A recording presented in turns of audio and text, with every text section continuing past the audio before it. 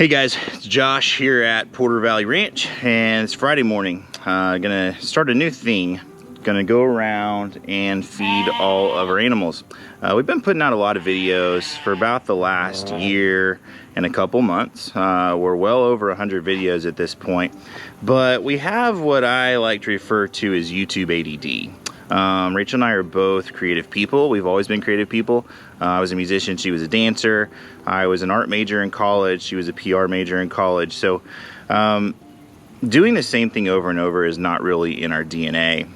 But we realize that we are missing out on a huge opportunity by just showing you our animals. We have some really unique animals.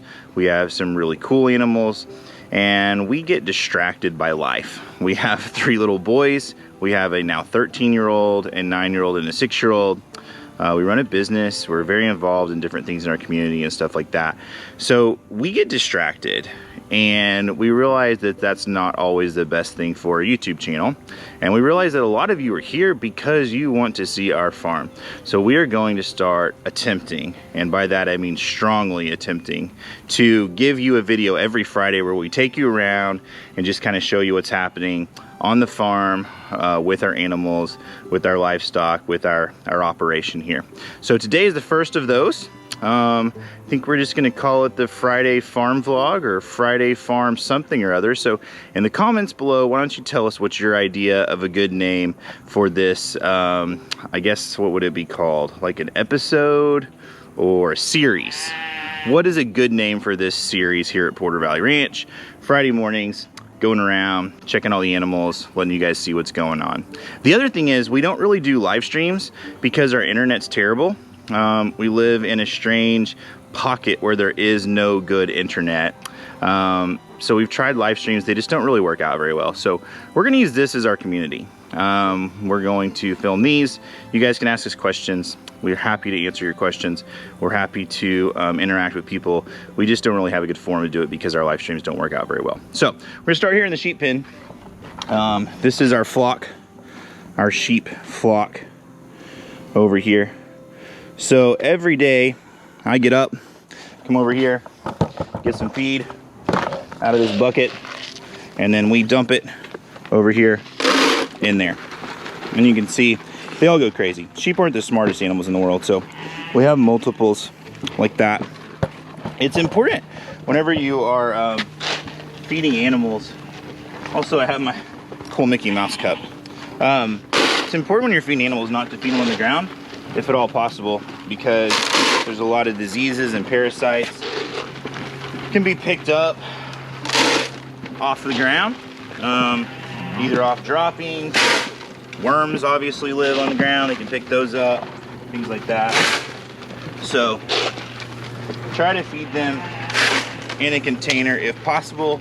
This is our method right here.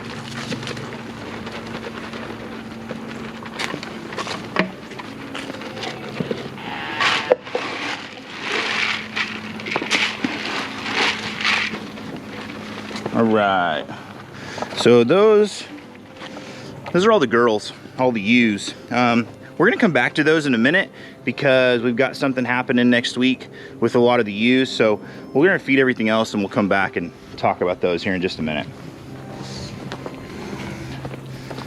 Down here, you can see our little rams. Let's open this up.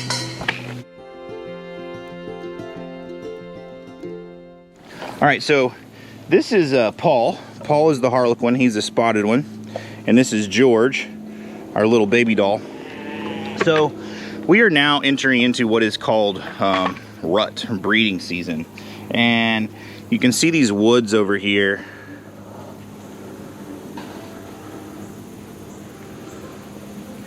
The reason our property is called Porter Valley Ranch is because our house is up here on this hill.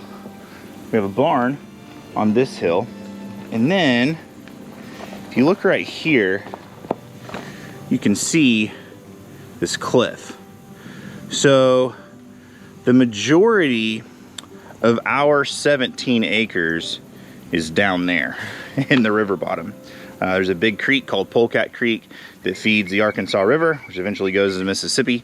So we are a tributary by proxy of the Mississippi River. But our land goes off this cliff. It gets pretty rugged. You can see all this area here is pretty mowed down by all the goats. Our Ibex come down here. This is a perfect area for them, and they just kind of take out everything. We leave this area because once the leaves stop falling, once there's nothing left for them to eat here, we'll let them go over here. A lot of this stuff will grow. Some of the honeysuckle and stuff will grow through the winter. So we'll let them over here, and they'll have some browse to eat for the next few months. So we don't have to just feed hay and grain, because that's not, it's okay, but it's not preferable, and the goats get kind of bored. So let them over there, let them have something to do. But Paul and George, they kind of hang out in this corner because all the ewes are right there, and they hang out here longingly looking at the girls because they're just waiting for their day to come. We are holding them off until, well, we haven't decided exactly when yet. We'll talk about that later, but eventually we'll let them all go back together, and magic will happen. But we have this new girl here. Whoop. So her name is Markle.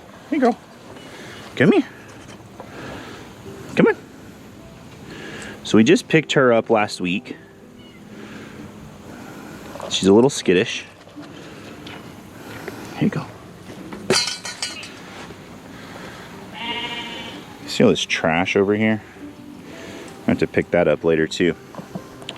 So Markle is an unregistered baby doll. She looks like a baby doll. She's definitely a baby doll, possibly even purebred.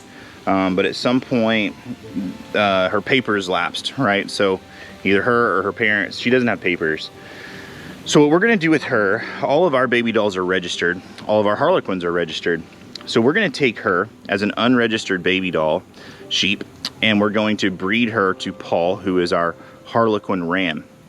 That will produce what's called an F1 harlequin. So we put out a video. I'm gonna link it up here. You can go watch it. But the cliff notes are, harlequin sheep are very rare. They're a very new breed, and they are allowing people to take things from outside the harlequin breed, cross them with a registered harlequin, and then that creates a registered lamb. So we've picked up a couple of these unregistered baby doll ewes.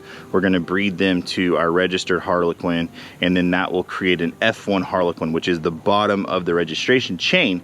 But nonetheless, it kind of gives an unregistered baby doll a new purpose, and it helps us build our flock for the future. So we'll talk about that in the coming weeks, because we've got a lot of things going with that. We partner with my dad on sheep also, so some of the things are gonna happen with sheep in the next few weeks. It'll be pretty interesting to watch, so make sure you be looking out for that. Also, if you didn't watch our livestock tip about sheep, go back and watch it. A lot of people are really interested in sheep. We feel like we have a pretty unique angle and a good grasp on the sheep market right now when it comes to hobby farms. So go back and check that out. We'll link it up here and in the description below.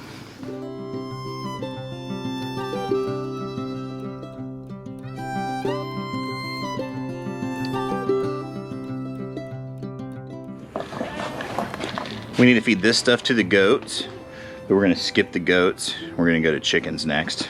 We have a special project for the chickens today.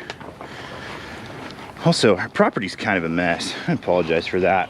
We have been crazy busy. And I hate saying that. Like, I hate when people say, oh, we're so busy. And we have. It's a season of life for us where our kids are involved in so many activities. Also, September is when our business starts. Our season at the studio runs from September through May.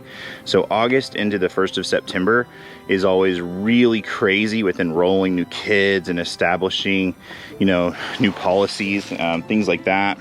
I'm spilling chicken feed here. Let me set this down. So it gets a little crazy for us. It gets a little hectic. Let's get a little cluttered. It was Zeke's birthday. We had a big party for him last week.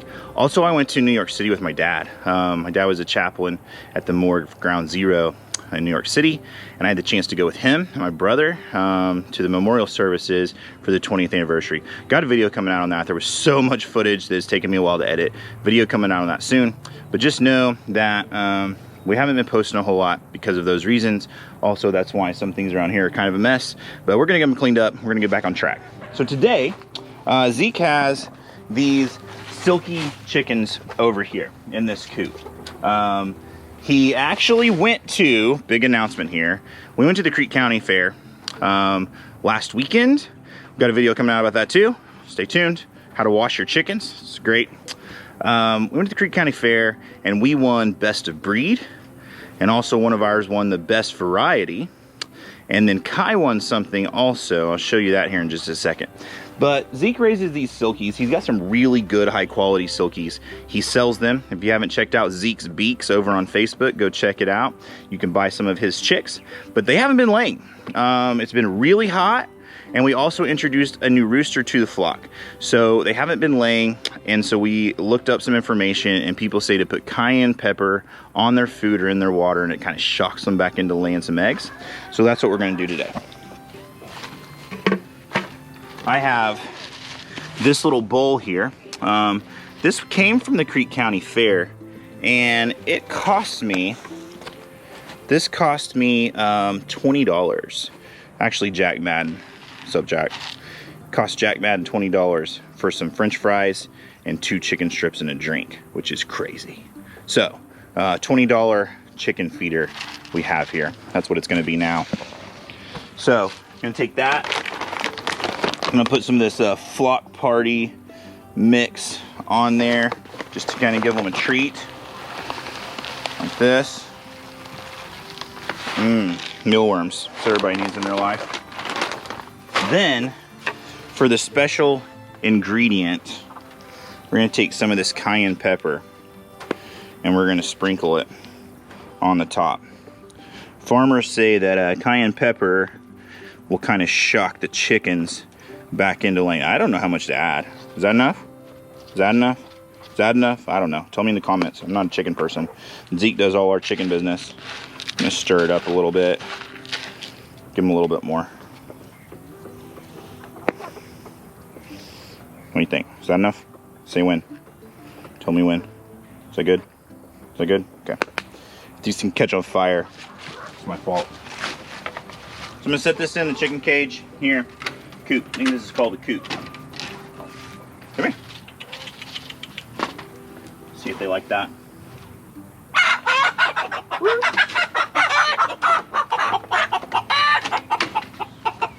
So, these are some of Zeke's chickens.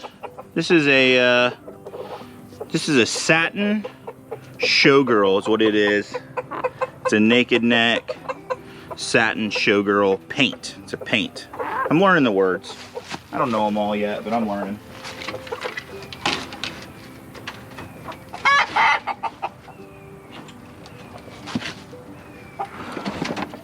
So, this is interesting. I don't know what all these containers are in here. Every morning, Kai comes out and he feeds our chickens. And sometimes he does things that I don't understand. But he's consistent, and I don't have to feed them, so whatever he's doing is working. They don't die, they keep living, so that's good, I guess. This little guy right here, it's a hen. We thought it was a boy, so her name is Chip, and she won the best of breed for Silkies, for Silkie hens at the fair. And then this little white one over here, there, she won best variety, so best color. If you've never been to a chicken show, you should look out your local county or state fairs. They're all going on right now, and you should go to a chicken show because it's pretty interesting. So our chicken show is a lot of kids. A lot of kids brought their chickens, and it's cool. It's cool to see their pride in their birds, in their work, all those things. It's our new rooster back there, making all that noise. His name is Mike Ross. If there's any Suits fans on here, his name is Mike Ross, because when we got him, we thought that he was a Silkie, It turns out he is a satin. Satins and silkies are related, but we really wanted a silky, and it turns out we got a satin. So he was a fraud. He was an imposter, so we named him Mike Ross. Lola's peeking in. All right, so they don't seem very interested in this, which is really weird. I guess they're skeptical, but I'm gonna leave it there, and we'll see if they eat it, and we'll see if they start laying. Some quail. I know, there's too many of them in the cage. We're in a transition period for these little guys. So Brandon at Rustic Woodwork, when we went to the meetup down by Davis, he gave Zeke a box of quail eggs, and they hatched, and now we have some quail. So these are some of our quail right here. Quail are crazy. They are kind of wild. We have no idea if they're males or females or what we're gonna do with them. So that's one of the things on the list for the weekend. The boys are out of school today, and we don't have a ton of things going on this weekend. So we're gonna figure out what to do with our chickens and our quail, and we're gonna sort our sheep. So quail, if you ever wanna get into quail, you can have mine, or you can find some, but just a warning, they poop a lot, and they're crazy.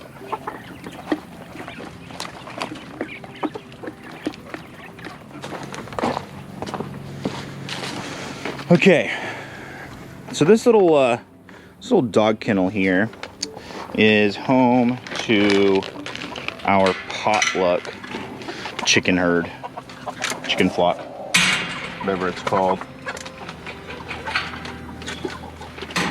So some of these are silkies that Zeke hatched, and some of them came from something called the pullet chain. So the pullet chain, let's see if they'll come eat this. Come on.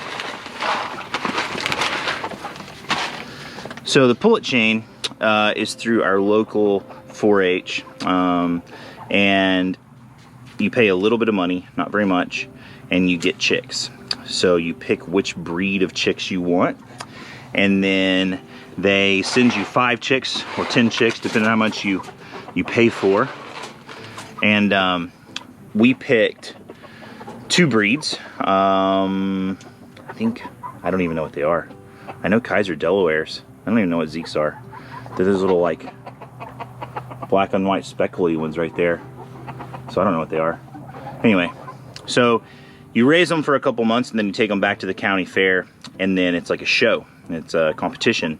So Kai had these Delawares, which are these white ones with like the little black on them right there. Here's one. So he got 5 of those. He kept all 5 of them alive, and then he took them to the show, and he actually won. He won best of breed 4 Delawares.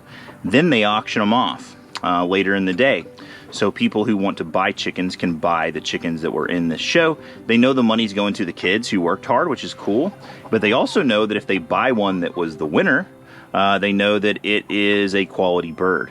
So these chickens are auctioning off. Some of them are selling for like 30, 50 bucks. Kai's award-winning Delaware chicken sold for $160, which was crazy. So Kai had to give 20 of that back to the club, and he got to keep 140. So his hard work literally paid off, and he got $140. I think I paid $140 for food at the fair because a hot dog's like $30 or something, and Kai won money. Which is fine because he's been working really hard with these chickens. He's very diligent, so I'm glad that his hard work paid off. So these are our poultry chain birds, which some of them will be going away.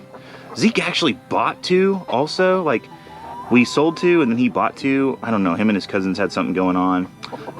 Then the others in here are silkies, mostly silky roosters. If you need a silky rooster and you live in the Oklahoma area, let me know, because we've got some partridge roosters that are pretty good, and they need to go to a home because we don't need them.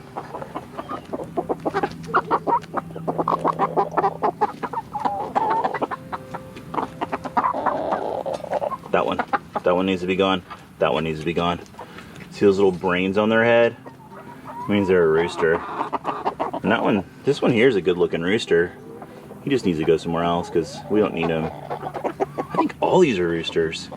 Like I literally think this one and this one and this one are roosters. So 3 silky roosters is too much silky roosters. They need to go somewhere else. All right, so this is chickens. Again, kind of in a restructuring process with our chickens. So we're gonna work on moving these somewhere else, getting them out of this little dog kennel, but for now it works. None of them are laying. They're just kind of being right now. We're gonna feed the goats this here feed. Also, we supplement them. They have mineral blocks, but then this is a protein block. They make a goat block. The problem is we have our 2 rams in with the goats, and the goat block is gonna have too much copper, and that will hurt or kill the sheep. So we're just gonna give them the sheep block, which will get them a little bit more protein, the vitamins, minerals. Then when they eat the hay, it balances out. So we're gonna give them some grain and this block.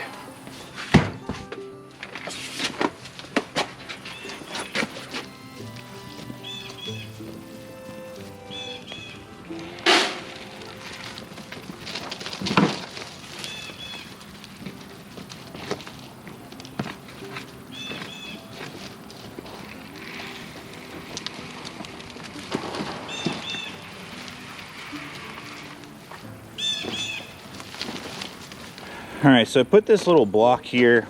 They'll come up and they kind of chip it off with their teeth and eat it. Gives them that protein. I really like the lick tubs better because it doesn't hurt their teeth as much. But with the sheep in here, it's not really worth the risk. If the sheep got into one of the goat tubs, it could really mess them up. This is just a mineral block. You can see how they kind of eat around on it, and that's not always great for their teeth. So this is Rosie. Rosie was one of our original twin Ibex. So we brought her and Rumble over there, the black guy. We brought them at the same time. We are pretty sure their mom was, good percentage Ibex.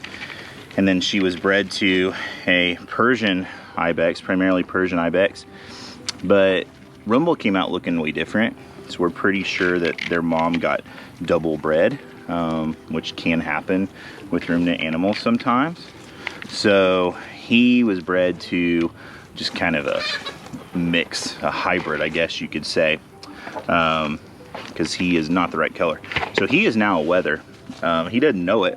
He still thinks he's in a rut, and he is super stinky right now. If you have ever had a goat or a buck, when they go into rut, it's just gross. It's gross. They're super stinky.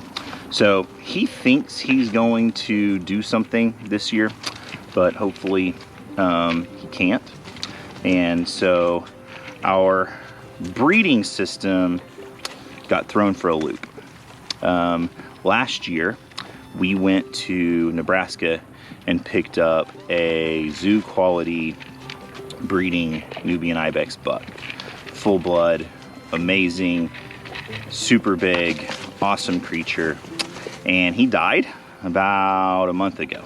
He was at my dad's house, and he had a really rare disease called Yonis, which they pick up when they're a baby, so it was before he came to our herd. But we were counting on him being our breeder buck for the years to come. So last year, we took all of our breeding age nannies to Oklahoma City to be bred by Abe, is what we called him.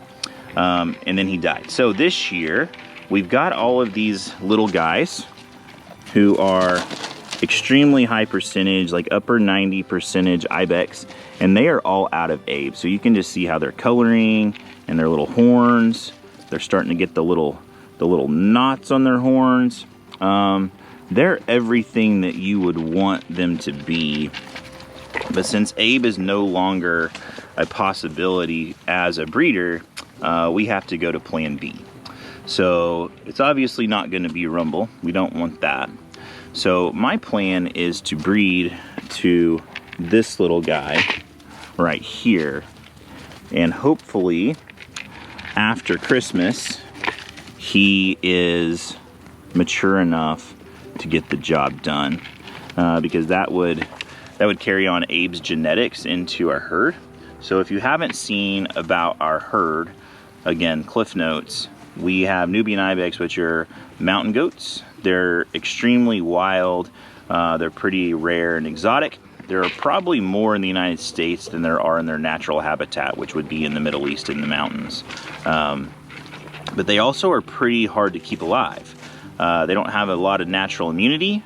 They are not made, designed by God for domestic life. So they pick up parasites and diseases pretty easy. So what we've done over the last 20 years is breed Ibex into domestic goats, whether it's Spanish or whatever, milk goats, and breed them up into a high percentage so that they have the good immunity, they have a better body size, they're just a little bit more hardy, but they still look like the Nubian Ibex. The hardest thing when you do that is getting the knots back on their horns. There are some other variations of Ibex that don't have the knots, but the Nubian Ibex have the big knots on their horns, which is what Abe was so awesome for. And anytime you start breeding to domestic goats, you start losing those big knots, those big defining characteristics. So hopefully with Abe's genetics in our herd, that will start coming out more and more with each generation, and that's what we're hoping for. So hopefully this little guy can grow and flourish, and then shortly after Christmas, hopefully he grows a little bit more and he can get the job done as a breeder, because we don't really have a lot of options.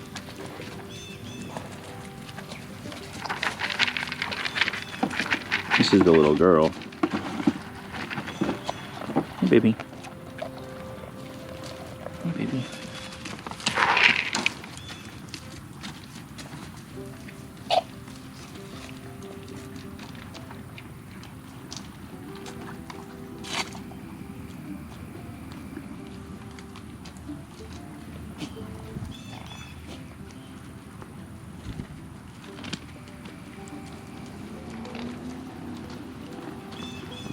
You won't do it. You won't come out here. So one of the sidebars of this little journey, every Friday I'm gonna come out here. I'm just gonna sit here with my hand out. I know Rosie will, but these little guys won't eat out of my hand. They are way too skittish. And what's crazy is, and you can see how close they are to our house. So they see people every day. We come out here and feed them every day. Kai's out here with the chickens, and they're still that skittish. It's just their natural, personality, I guess you could say. They just are scared. They just run. In the wild, you know, they have millions of acres, and the first sign of danger, they just run forever, like Forrest Gump. So it's really hard to gentle them down.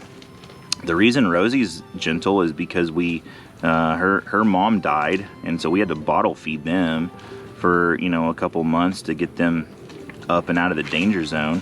So that's why she's gentle. But the rest of them, like, they'll come close, but if they sense that you're about to touch them, they're out of there. So hopefully we can get them gentled down a little bit more. Get it?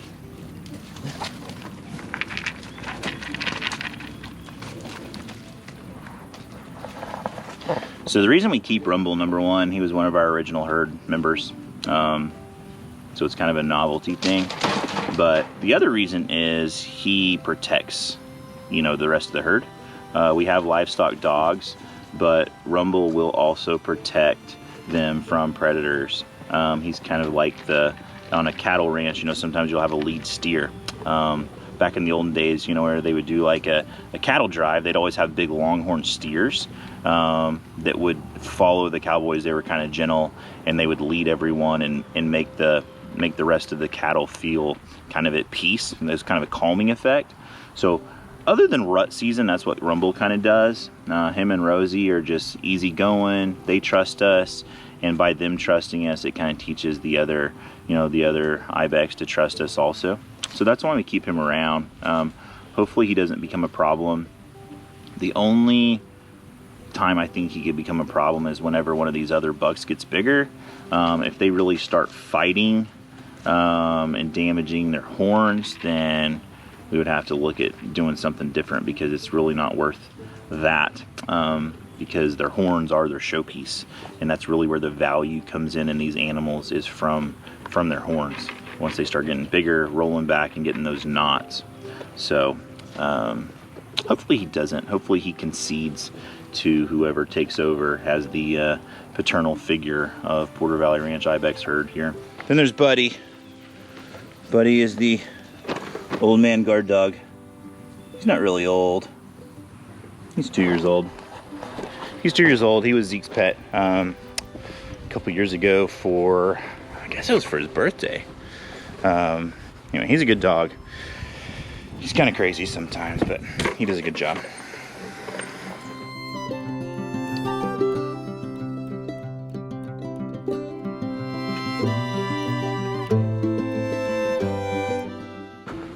See the little greenhouse here in Rachel's garden, we got from Quick Tent. They sent it to us to try out, so we're trying it out. So far it's going pretty good.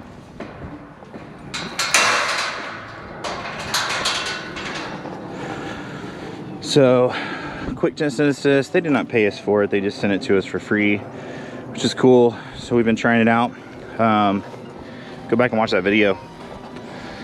We put it out, and you can watch it, kind of see us, the setup process, all those things. We planted a few new things, some blueberry bushes, and some grapes down here. So it's gonna be like a little mini vineyard. All right, my GoPro died. Rookie mistake. Gonna need 2 batteries for the Friday farm follow along, whatever it's called. You guys make sure you comment down below, tell me what you think it should be called. Just to wrap it up, we want to invite you guys on our journey. We always have. That's why we started this. We started our ranch during the pandemic, during the lockdown process, and we knew that people were struggling. We know that people still are. I think a lot of the anxiety that maybe came up because of all of the uncertainty, we know that it doesn't fade very fast. So for us, this was our energy burner. It was our sanity. It was something that we could do as a family to occupy our time. And it's something that we can use to share our story with others. We can use to share our opinions, I guess you could say, our life, our passions with others. And so nothing portrays that better than where I'm sitting right now. It's called the Zen Pen. We call it the Zen Pen. This barn behind me, you can see, we built that when Zeke had COVID and we were quarantined as a family. It was one of the big moments that we got our start on YouTube. We did 10 videos during 10 days of quarantine. We reached out to some people who have now become our friends on YouTube. We learned a lot about collaborations. We learned some do's and don'ts. We learned some people you can count on and some people you can't. We learned how hard it is to put content out and how it feels to be received well and how it feels when that content is rejected. So we learned a lot building this barn, and now we call this the Zen Pen because you can come up here and sit in these little Adirondack chairs. Well, I'm gonna flip my camera around, and you can just sit here and these sheep will come, and usually they'll eat out of your hand, but I was filming on my phone, so I had to dump it on the ground. I know I shouldn't do that, but you can just sit here and you can kind of watch them, and you can assess them. You can make sure that they're healthy, that they're acting normal. We kind of think that this girl here is pregnant. We're pretty sure this one over here is, or she's morbidly obese. But you can just kind of watch them and you can see what's going on and be a part of their lives, and they can be a part of yours. So you can just take a moment out of your crazy day and just enjoy the farm, enjoy the herd, the flock, whatever you're looking at. This is Brian. Brian is a wether. He's a good guy. He's coming around. He's becoming a pretty good little pet.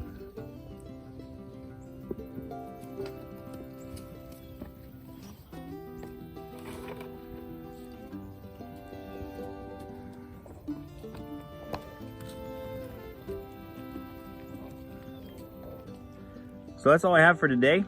Again, I'm Josh with Porter Valley Ranch. If you are not a part of our community, then we want to invite you to be a part of our community. We do this for us. We do this to document our life and our journey, but we also do it for you. We want to invite you along on our journey. We've got some really cool stuff coming up soon. We are going to be separating our sheep herd into baby dolls and harlequins and starting our breeding process, so that'll be interesting. We've got a video coming out about washing chickens that we took to the chicken show, the chicken competition at the fair. We've got a video coming about Zeke getting baptized. A big part of our life is faith and family, and we want to share that with you guys. We hope it doesn't offend anyone. It's who we are, so we want to share it with you. But pretty cool story about Zeke getting baptized. So that's coming out in the next couple days. Let's see, what else do we have? We've got a video about Disney. We videoed our trip to Disney World in Orlando, and we didn't put it on YouTube, but I think we're going to.